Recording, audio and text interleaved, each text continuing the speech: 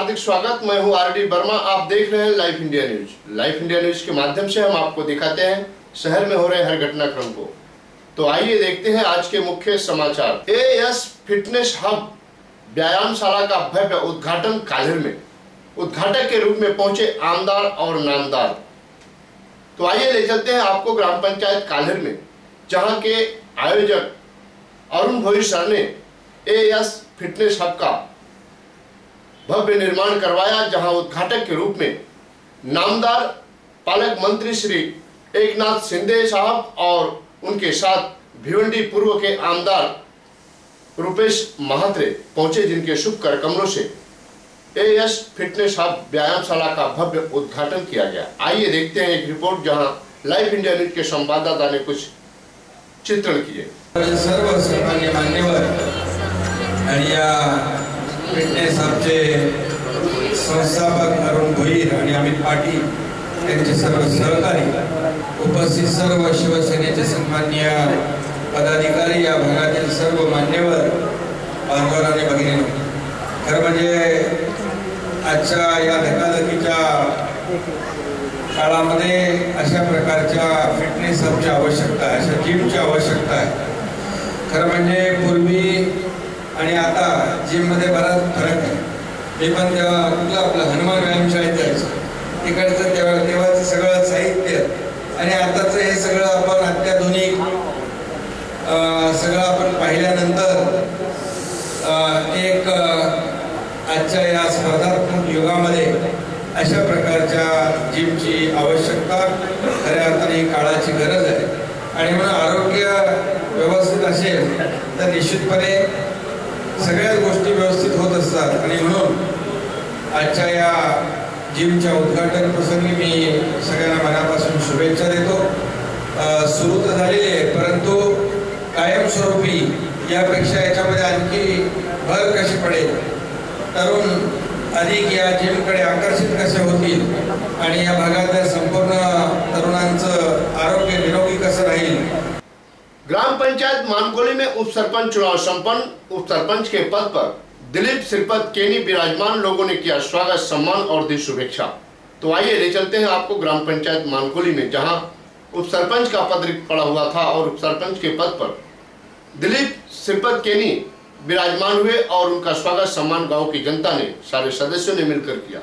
वहीं पर बालिया मामा और राम माली और बिंदास माली ने उन्हें शुभेच्छा दी और जानकारी देते हुए बताया। तुम्ही बघता प्रत्येक वेळेस सरपंच उपसरपंच कशा पद्धतीने ते पार पडतात, आणि मी एवढंच सांगू इच्छितो की ज्या ज्या सरपंचांनी उपसरपंचांनी जे काम केलेले आहे हे पुढे चालू राहावे, ही मी दिलीप केनी यांना शुभेच्छा देतो की पुढील वाटचालीसाठी त्यांनी हा भार सांभाळून आणि येणाऱ्या ग्रामपंचायत, येणारी निवडणूक ही ह्याच पद्धतीने एकत्र राहून गावाचा विकास करतील, सर्व सदस्य एकत्र राहतील, बिनविरोध ग्रामपंचायत होईल अशी शुभेच्छा मी व्यक्त करतो आणि पुढील वाटचालीसाठी त्यांना दिलीप केनींना शुभेच्छा देतो। पण तुम्ही सांगितलं ठरल्याप्रमाणे प्रत्येकाने आपला राजीनामा देऊन आणि ठरल्याप्रमाणे प्रत्येकाला सरपंच उपसरपंच या पदाची संधी आणि काम करायची संधी दिली, म्हणून सर्व सदस्यांचे मनापासून अभिनंदन करतो। आणि खास करून आजच्या दिवशी दुसरी गोष्ट नमूद करावीशी वाटतो, मला वाटतं ग्रामपंचायत इतिहासात पहिली असेल का सरपंच बहीण आहे आणि छोटा भाऊ उपसरपंच आहे, आणि आपल्या सर्वांना माहीत आहे बहीण भावाचं प्रेम किंवा एकमेकांवरचा विश्वास, आणि अशाच प्रकारचं प्रेम अशाच प्रकारचा विश्वास त्यांनी गाववाल्यांना देखील द्यावा आणि गावाच्या विकासासाठी एवढ्याच प्रेमाने एवढ्याच विश्वासाने काम करावं। तुमच्या आमच्या सर्वांच्या शुभेच्छा, सर्वांचं सहकार्य नक्कीच त्यांच्या पाठीशी राहील, आणि म्हणून पुन्हा एकदा त्यांना मी मनापासून शुभेच्छा देतो। उपसरपंचपदी बिनविरोध निवड झाल्याबद्दल त्यांना शुभेच्छा देतो। दिलीप केनी हे मानकोलीच्या सामाजिक क्षेत्रातले एक निस्वार्थी समाजसेवी माणूस आहे, आणि त्यांना आज या मानकोली गावच्या उपसरपंचपदी निवड झाल्याबद्दल मला एक नागरिक या नात्याने मला खुशी आहे। त्यांनी आम्हाला एकत्र घेतला आणि मोठ्या सन्मानाने उपसरपंचपदी माझी त्यांनी नेमणूक केली, त्याबद्दल त्यांचे सर्वांचे आभार मानतो। व आमच्या टीमचे आमच्या टीमचे कार्यकर्ते, आमचं कॅप्टन तसं कॅप्टन राम माली यांना पण मी मनापासून धन्यवाद देतो की त्यांनीसुद्धा खूप आम्हाला वेळोवेळी मदत केली आणि गावाच्या विकासाचे जे जे काही करायचं ते आम्हाला सर्वांना सहकार्याने घेऊन आज अशी मानकोली ग्रामपंचायत एकच आहे की प्रत्येक ग्रामपंचायत सदस्य असो त्यांना प्रत्येकाला संधी मिळाली आहे. आणि आता जे गावाचे जे काही राहिलेले विकास कामं आहेत ते आमच्या सहकार्याने तर खूप केलेलं आहे. थोडा बहुत काही राहिला असेल त्याच्यातनं मी पण खारीचा वाटा उचलून नक्कीच गावातल्या लोकांना हे करून देतो. त्याने एक सध्या बसलेलं ग्रामपंचायत कार्यालय, स्मशानभूमी, मेन मंदिराजवळचे पेवर ब्लॉक, गावातील मेन रस्ता, पाईपलाईन अशी विविध कामं केली. हा आपण जो रस्ता आहे जो वेळा रोडला कनेक्ट होतो अशी जवळजवळ बरीचशी कामं या ग्रामपंचायतच्या माध्यमातून झाली. असं कोणाला बोलायला जागा नाही की या 5 वर्षात या ग्रामपंचायतनी काय केलं. म्हणजे आम्ही सगळ्या अभिमानाने सांगू शकतो की आम्ही या 5 वर्षात गावात जे काही नव्हतं ते करून दाखवलं या सर्व ग्रामस्थांच्या सहकार्याने व सर्व सभासदांच्या सहकार्याने. आणि आज दिलीप श्रीपत केनी यांची जी बिनविरोध उपसरपंचपदी निवड झालेली आहे त्याला एक विशेष असं महत्त्व आहे की जे 9 सदस्य निवडून आले त्या सर्व सदस्यांना आम्ही संधी दिली आणि सर्वांना न्याय दिला याचाही आम्हाला आनंद वाटतो. सर, अनेक विकास कामे पण केलेली आहेत. 9 जण आपल्या गावाचा प्रतिनिधित्व स्वीकारले होतं. या सर्व विकासामध्ये आपण याचं श्रेय जर कोणाला देणार असाल? श्रेय विकास कामांचं श्रेय जे संपूर्ण ग्रामपंचायत बॉडी एकत्र येऊन जे आम्ही विचार विनिमय कामं केली या सर्वांना आम्ही देतो.